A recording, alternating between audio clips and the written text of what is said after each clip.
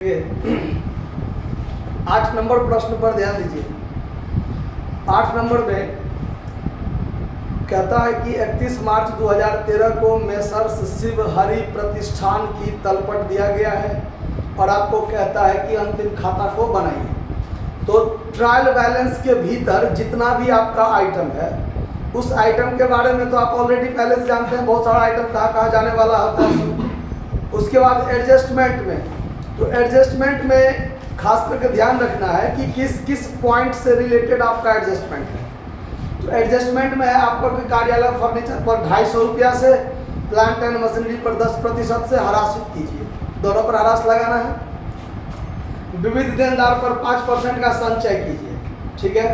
तो संचय से रिलेटेड कुछ एडजस्टमेंट होता है जो ट्रायल बैलेंस के भीतर आपका बैड डेब्ट्स दिया होगा, उस बैड डेब्ट्स में आप देनदारों पर प्रावधान जो आप बैलेंस के एसेट्स में घटाइएगा उसको आप जोड़िएगा। तो डेटर से संबंधित इसमें ज़्यादा मगजमारी आपको नहीं दिया हुआ है। खास करके जितना भी आइटम है एक एक आइटम को हम लोग काम करते हुए आगे बढ़ते चले जाते हैं। देखिए एडजस्टमेंट में एक बात और है कि किराया 300 रुपया प्रति माह चुकाया जाता है, पूंजी पर 5% ब्याज है, आहरण पर 8% ब्याज है और विभाजन व्यय के 1/5 भाग आप लिखित कीजिए। वो विभाजन व्यय नहीं है, वो विज्ञापन व्यय है। अगर नया वाला बुक में सही हो तो ठीक है, विज्ञापन व्यय का 1/5 भाग आप लिखित कीजिए। उस पर भी चर्चा करेंगे जब वहाँ पर पहुँचेंगे तब। देखिए तो सबसे पहले आपका जो ट्रायल बैलेंस के डेबिट में अमाउंट है वो है ड्रॉइंग्स 7000 रुपया। और आप देखिए गौर से कि आहरण तो पूंजी में से घटता है, आहरण पूंजी में से घटता है। अच्छा, पूंजी पर ब्याज का भी एडजस्टमेंट है, आहरण पर ब्याज का भी एडजस्टमेंट है, दोनों एडजस्टमेंट है।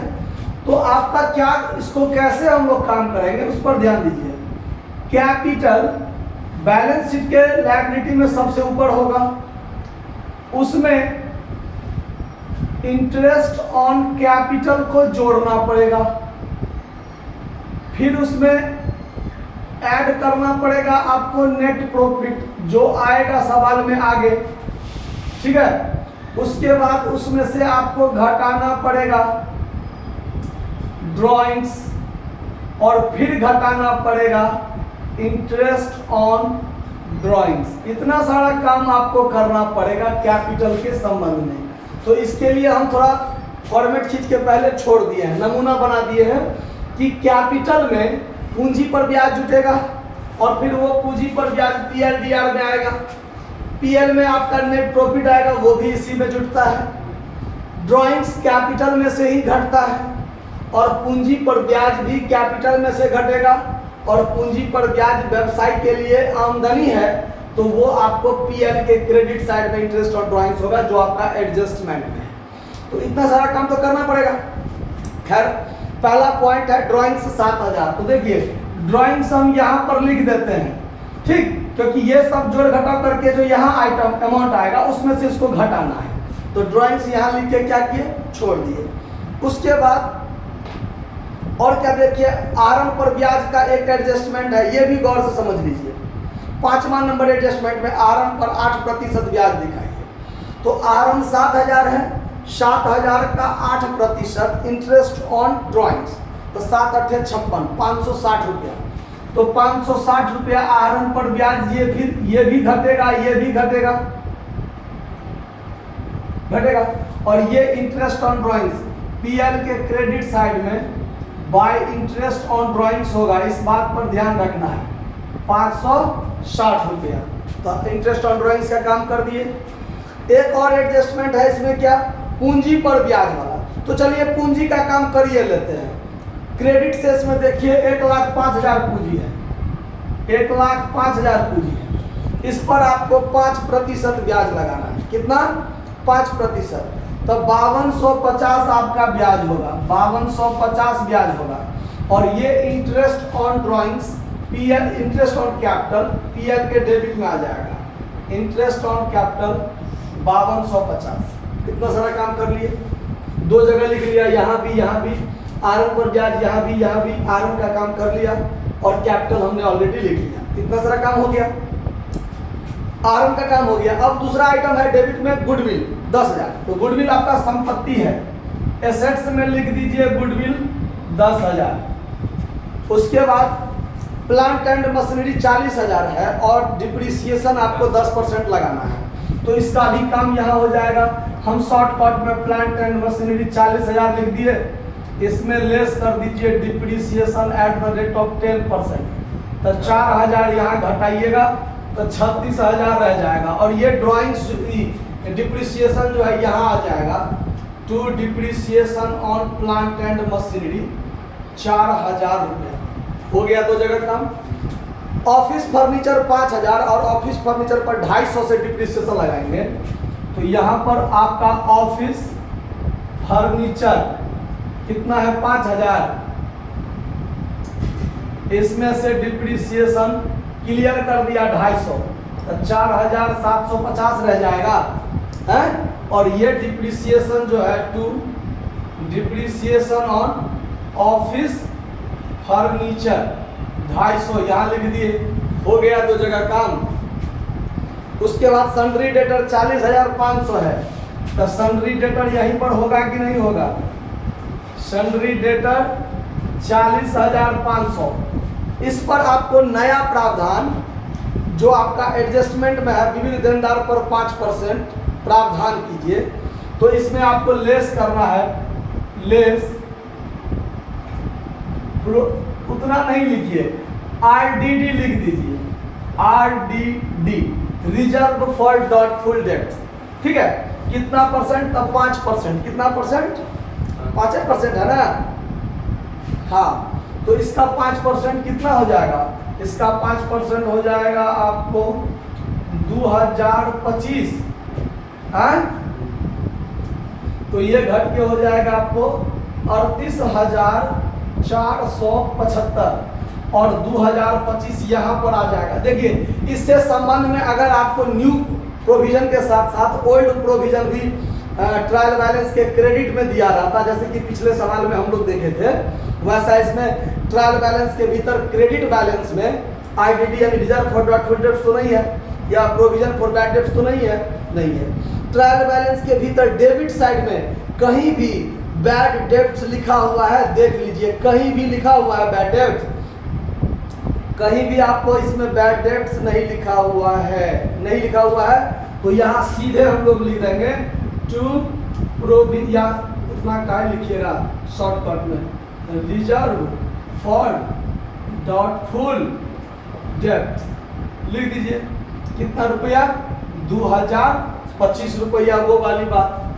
इससे संबंधित जो 2-4-5 एडजस्टमेंट और हो सकता है, तो उस पर हम एक अलग वीडियो आपको बना देंगे, सिर्फ उतना ही बात देकर के जितना बात उसमें होना चाहिए, एक उस पर हम आप लोगों को बता देंगे, तब क्लियर हो जाएगा। अब देखिए सन्ड्री डेटर हो गया 40,500, परचेज है 85,000, तो ठीक है।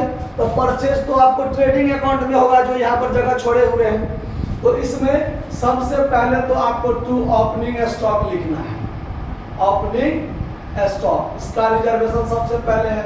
जहाँ कहीं भी हो सवाल में खोज कर देख लीजिए, स्टॉक 1 अप्रैल 2012 को 16,000 दिया हो, तो यहाँ 16,000 लिख लीजिए।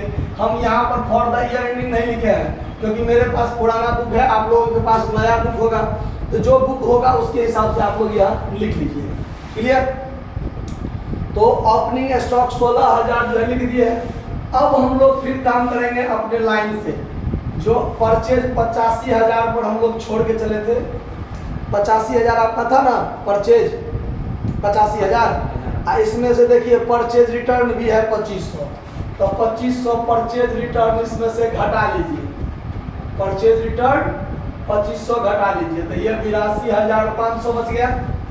उसके बाद देखिए परचेज आपका डेबिट बैलेंस में होगा, परचेज रिटर्न आपका क्रेडिट बैलेंस में होगा, ध्यान रखिएगा। परचेज रिटर्न हमेशा क्रय वापसी का क्रेडिट सेस होता है, और सेल्स का क्रेडिट सेस होता है, और सेल्स रिटर्न का डेबिट सेस होता है, ध्यान रखिएगा इस बात। तो ये हो गया। उसके बाद है आपका क्रय वापसी, तो क्रय वापसी तो विक्रय में से घटेगा, तो विक्रय आपका ट्रायल बैलेंस के क्रेडिट सेस वाला में 1,60,000, बाय सेल्स 1,60,000, इसमें से आपको घटाना है सेल्स रिटर्न, कितना रुपया घटाना है, सेल्स रिटर्न कितना है 1500, तो यहाँ पर 1500 घटा दीजिए 1,58,500 हो जाएगा। ठीक है, तो सेल्स रिटर्न का काम हो गया। उसके बाद है रेंट 3,750 है ना।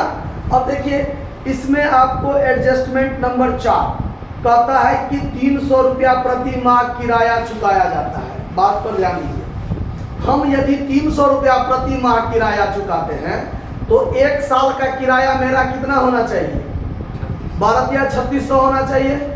हम यहाँ पर रेंट कितना दे चुके हैं 3,750 दे चुके हैं, ऑलरेडी दे चुके हैं ना, तब ना ट्रायल बैलेंस के भीतर है, तो देना चाहिए 3600, दे दिए 3750, तो 150 तो हम ज़्यादा दे चुके हैं ना, तो वो मेरा क्या हो गया प्रीपेड रेंट हो गया। क्या हो गया, तो ये घट जाएगा। देखिए यहाँ पर लिखेंगे टू रेंट 3750 और यहाँ लेस कर देंगे प्रीपेड रेंट 150, तो हमारा 3600 यानी 300 रुपया पर महीना के हिसाब से 3600 ही होना चाहिए। और ये प्रीपेड रेंट जो है वो मेरा एसेट्स में आ जाएगा। प्रीपेड रेंट, देखिए प्रीपेड एक्सपेंस जो होता है ना वो संपत्ति होता है कि हम अगले साल वाला खर्चा अभी कर दिए हैं, तो मेरा कैश कहीं ना कहीं है, अभी है, कल तो नहीं देना पड़ेगा ना, इसीलिए वो मेरा संपत्ति है कहीं ना कहीं। चलिए, तो ये आपका एडजस्टमेंट भी हो गया। उसके बाद है पोस्टेज एंड टेलीग्राम 500, तो यहाँ जगह पर्याप्त है, ऊपर ही लिखते जाते हैं। टू पोस्टेज एंड टेलीग्राम कितना है, पोस्टेज एंड टेलीग्राम 500 रुपया है, तो यहाँ पर 500 लिख देते हैं। उसके बाद क्या है एडवर्टीजमेंट। अब देखिए ये जो विज्ञापन व्यय है 9000, यहाँ पर आपको थोड़ा समझना पड़ेगा। 6 नंबर एडजस्टमेंट देखिए विभाजन व्यय 1/5 भाग, तो वो विभाजन नहीं विज्ञापन व्यय है। ठीक है, इस बात को थोड़ा गौर से, अब यहाँ पर 5 मिनट समझ लेंगे, गौर से ध्यान दीजिए। जब हम कोई भी खर्च करते हैं, ध्यान से देखिए, जब हम एडवर्टीजमेंट एक्सपेंस खर्च किए होंगे तो एंट्री क्या बनाए होंगे, advertisement account DR to cash account. हम 9000 खर्च किए थे, और अगर हम पूरा जो भी मेरा खर्चा होता है फाइनल अकाउंट बनाने के क्रम में सभी खर्चों को PL अकाउंट में भेजा जाता है। हम यहाँ पर सभी खर्च को PL अकाउंट में भेजे हैं ना, भेजे कि नहीं भेजे हैं, तो उसके लिए भी एक एंट्री बनता है, वो खर्चा है तो PL अकाउंट को डेबिट करेंगे, टू एडवर्टीजमेंट एक्सपेंस करेंगे 9000। ठीक है, तो एक बार खर्चा किए तो मेरा कैश घटा, और एक बार करेंगे तो मेरा लाभ घटेगा, तो PL को डेबिट करेंगे ना, तो PL को डेबिट करेंगे तो टू एडवर्टीजमेंट एक्सपेंस यहाँ 9000 लिखेंगे ना, लिखेंगे कि नहीं लिखेंगे, ये 9000 मेरा पूरा का पूरा खर्चा हुआ। ठीक है, तो यहाँ पर ये बात आपको समझना है कि खर्चा 3 प्रकार का होता है, गौर से समझिए, खर्चा 3 प्रकार का, एक आयगत व्यय, एक पूंजीगत व्यय और एक आयगत स्थगित व्यय या स्थगित आयगत व्यय। ये आयगत स्थगित व्यय क्या है कि देखिए पहले आयगत व्यय क्या होता समझिए। जैसे हम यहाँ पर आपको क्या कहते हैं पोस्टेज एंड टेलीग्राम दिए 500 या रेंट दिए 3600, तो ये 3600 1 साल के भीतर का खर्चा है, और इस रेंट का प्रतिफल जो है, आमदनी जो है, हमको इसी साल मिल जाता है, तो ये आयगत व्यय कहलाता है। अगर हम किसी को सैलरी दे, अगर मान लीजिए हम इस मकान का किराया देते हैं, 1 साल में हम 24,000 देते हैं, 2000 के दर से 24,000, तो इसका फायदा हमको 1 साल के भीतर मिल जाता है ना, फिर अगले साल जाएंगे तो फिर हमको ये करना पड़ेगा ना खर्चा, कि नहीं करना पड़ेगा, तो ये आयगत व्यय है। ठीक है, एक होता है पूंजीगत व्यय। मान लीजिए हम मोटरसाइकिल खरीदे हैं, हम कोचिंग जाने आने के लिए, घर पे एक 4 चक्का खरीदे हुए हैं अपना कुछ काम करने के लिए, सुन लीजिए, तो वो हमारा फिक्स एसेट्स है। क्यों, तो हमको हर साल मोटरसाइकिल नहीं ना खरीदना है, हर साल 4 व्हीलर नहीं ना खरीदना है। मान लीजिए हम एक बिजनेस करते हैं और एक बिजनेस में अपना एक पिकअप खरीदे हैं सामान को भेजने लाने के लिए, तो एक बार पिकअप खरीद लिए, इसका फायदा हमको आने वाले कई वर्षों तक न मिलेगा, तो वो हमारा पूंजीगत व्यय होता है। क्या होता है, पूंजीगत व्यय, और हर साल उस पर जितना डिप्रिसिएशन लगता है उतना रुपया को हम डिप्रिसिएशन के रूप में PLDR में भेजते चलते हैं। लेकिन खर्चा तो मेरा एक बार हो गया ना, वो हमारा पूंजीगत व्यय जिसका फायदा हमको कई वर्षों तक मिलेगा, वो क्या होता है? पूंजीगत व्यय। तो बार बार हम पिकअप खरीदने वाला नफा नहीं होता है। ठीक। अब एक होता है आयगत व्यय को हम स्थगित कर देते हैं। स्थगित मतलब उसको हम एक के बार में PLDR में नहीं भेजेंगे, एक के बार में पूरा खर्चा नहीं मानेंगे। अब ये क्या होता है उस पर समझिए। मान लीजिए जैसे मैंने कोचिंग 2023 में शुरू किया, अपना कोचिंग 2023 में शुरू किया। अब हम इस कोचिंग के विज्ञापन पर हम 1 लाख रुपया खर्च कर दिया। कितना खर्च कर दिया? 1 लाख। तो क्या इस विज्ञापन का फायदा हमको 1 के साल मिलेगा? 1 के साल तो नहीं मिलेगा, आने वाले 2, 3, 4, 5 वर्षों तक मिलेगा। फिर 2, 3, 4, 5 साल बाद फिर एक बार हम विज्ञापन करवा देंगे, फिर 2, 4, 5 साल तक मेरा चलता रहेगा। तो ये जो मेरा 1 लाख रुपया विज्ञापन पर खर्चा हुआ, हम ये सोचकर चलते हैं कि इसका फायदा हमको 5 साल तक मिलेगा। तो ये 1 लाख जो खर्च किया उसको हम 1 साल का पूरा खर्च नहीं मान लेंगे। 1 साल का पूरा खर्च, तो 5 साल तक इसका फायदा मिलेगा ना। तो 1 लाख का 1/5 भाग यानी 20%, 20,000 रुपया हुआ ना, हम PLDR में 20,000 भेजेंगे। 80,000 मेरा आने वाले 2, 4 साल 5 साल के लिए वो मेरा एक तरह से क्या हो जाएगा? काल्पनिक संपत्ति के रूप में। क्या हो जाएगा? काल्पनिक संपत्ति के रूप में, फिक्टिटियस एसेट्स के रूप में वो हमारा बैलेंस शीट में क्या होगा? रह जाएगा। ठीक है। नया संशोधन जो होता है ना अकाउंटिंग रूल के हिसाब से, AS में अकाउंटिंग स्टैंडर्ड जो बनता है, ठीक है, उसमें कह दिया गया है कि आप फिक्टिटियस एसेट्स बैलेंस शीट में नहीं रख सकते हैं, उसको आप 1 साल में समाप्त कीजिए। लेकिन हम लोगों के सिलेबस में अभी तक ये सब चीज नया चीज नहीं आया है। तो जैसा मान लीजिए करना है वैसे ही करेंगे। नया संशोधन के हिसाब से ये जो 9,000 जैसे हम PLDR टू एडवर्टीजमेंट 9,000 किए ना, यहाँ पर हम 9,000 भेज देंगे। ठीक है। लेकिन पुराना के हिसाब से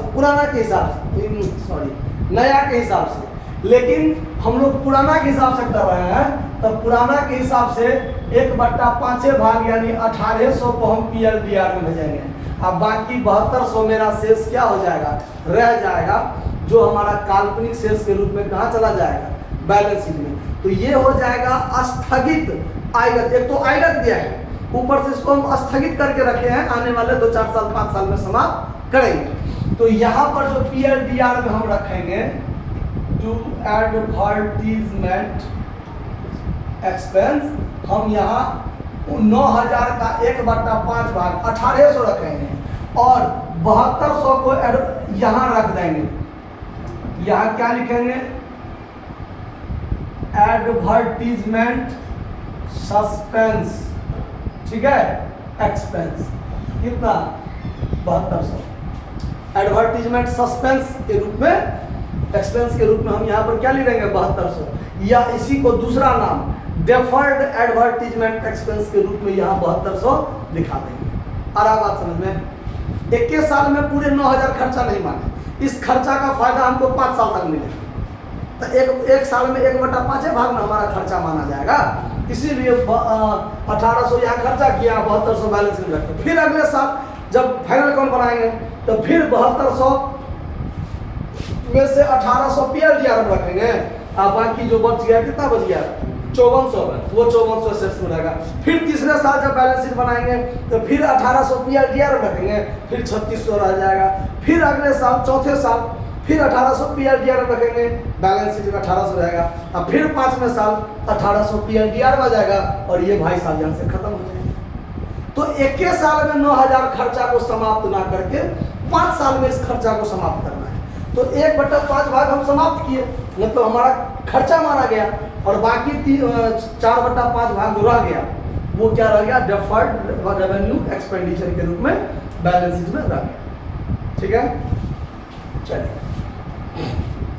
अब देखिए विज्ञापन वाला बात हो गया। कैश है 11,500। कैश कितना है? 11,500। संपत्ति है तो एसेट्स में होगा। उसके बाद क्या है? ओपनिंग स्टॉक लिख दिए हैं। तो वेजेज है 14,000। तो वेजेज में नहीं है कोई एडजस्टमेंट, तो यहाँ लिख देते हैं वेजेज कितना? 14,000। उसके बाद क्या है? वेजेज 14। उसके बाद टेलीफोन एक्सपेंस है 500। यहाँ पर लिख देते हैं 2। टेलीफोन एक्सपेंस कितना 500, टेलीफोन 500। सैलरी 12,250 और सैलरी के संबंध में कोई एडजस्टमेंट नहीं है, तो सैलरी टू सैलरी 12,250। उसके बाद क्या है, प्रिंटिंग एंड स्टेशनरी 740, यहीं पर टू प्रिंटिंग एंड स्टेशनरी कितना है, प्रिंटिंग एंड स्टेशनरी 740। उसके बाद क्या है, कमीशन 5000, कमीशन 5000 यहीं पर लिखते जाते हैं, कमीशन 5000, कमीशन 5000। उसके बाद ट्रैवलिंग एक्सपेंस 2000, ट्रैवलिंग एक्सपेंस 2000, चलिए नीचे लिख देते हैं, टू ट्रैवलिंग एक्सपेंस 2000 PLDR में होगा। उसके बाद है कैरीज 5800, तो कैरीज का होगा, कैरीज 5800 ट्रेडिंग के DR में होगा, कैरीज हो गया। मोटर कार 20,860, तो मोटर कार पर डिप्रिसिएशन नहीं है, तो ये यहाँ हो जाएगा मोटर कार 12,860 नहीं 20,860, 20,860 हो गया ना। डेबिट साइड का सारा काम क्लियर हो गया। क्रेडिट में आइए, कैपिटल तो ऑलरेडी लिख चुके हैं, सन्ड्री क्रेडिटर 14,500, यहाँ पर सन्ड्री क्रेडिटर 14,500, इसमें कोई एडजस्टमेंट नहीं। सेल्स लिख चुके हैं, सेल्स रिटर्न लिख चुके हैं, और बिल्स पेबल 8,900, बिल्स पेबल 8,900। अब एडजस्टमेंट में एक और आ गया, क्लोजिंग स्टॉक 12,500, यहाँ हो जाता है बाय क्लोजिंग स्टॉक 12,500, और ये यहाँ भी चला जाता है क्लोजिंग स्टॉक 12,500। समझ में आ रहा है बात। अब क्या करेंगे हम लोग, फाइनल काम करेंगे, तो ये इसको मिटा दीजिए, इस काम का फिलहाल नहीं है। अब इसका जोड़ घटाव करेंगे, जब जोड़ घटाव करेंगे तो यहाँ पर इस खाता को बंद कर देंगे, यहाँ पर इसको बंद कर देंगे, इसको जोड़िए तो 1,71,000 यही होगा ना, 1,71,000 होगा ना, 1,71,000। फिर यहाँ जो घटेगा वो आपका हो जाएगा gross profit, gross profit CD, और ये ग्रॉस प्रॉफिट यहाँ आ जाएगा, तो यहाँ लिख दीजिएगा बाय ग्रॉस प्रॉफिट BD। तो कितना होता है ग्रॉस प्रॉफिट, निकालिए ग्रॉस प्रॉफिट कितना हुआ घटा के 52,700, आंसर भी मिल गया आपका 52,700। फिर ये यहाँ आ जाएगा 52,700, इसको जब जोड़िएगा तो 7 5 12 यानी 260 इधर हो गया, और 53,000 ये हो गया, तो 53,260, और इसमें से ये पूरा को घटाइए, और जो घट के आएगा वो हो जाएगा आपका नेट प्रॉफिट। कितना हुआ 15,345। आंसर देख के नहीं ना बोले हैं, घटा के बोलिएगा 15,345, तो यहाँ पर 15,345। अब ये नेट प्रॉफिट आपका यहाँ जुटेगा, तो जब ये यहाँ जुटेगा या तो तीनों को एक के साथ जोड़ लीजिए, 15,345 तीनों को एक साथ जोड़ लीजिए, ठीक है, और जोड़कर जो होगा उसको यहाँ लिखिए, कितना होता है 50 45 95 3 2 5 15 5 20 5 25 1,25,595 होता है, ठीक, देख लीजिए जोड़ के। आप उसमें से इस दोनों को घटाइए, क्योंकि इंटरेस्ट भी ड्राइंग्स भी घटेगा, इंटरेस्ट ऑन ड्राइंग्स भी घटेगा, दोनों को घटाइए, इस तीनों को जोड़िए और ये दोनों इससे घटाइए, इतना होता है ना, सो देख लीजिए, जल्दी कीजिए।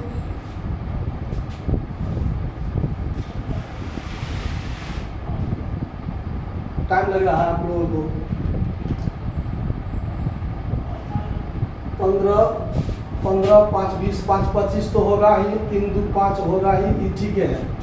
तो 1,25,595 में से घटाइए 7,560, तो 1,18,035 हो गया। 1,18,035 हो गया। अब ये पूरा को जोड़िए, 1,18,035 में जोड़ दीजिए 14,500, 14,500 और 8,900, 1,41,435 है। 1,41,435 ठीक है। 1,41,435 इधर भी 1,41,435 हो ही जाएगा। आप जोड़कर एक बार देख लीजिए मिला के फटाफट, ठीक है। जोड़ लीजिए फटाफट, मिल गया ना? तो ठीक है, इसको आप लोग नोट कर लीजिए। धन्यवाद।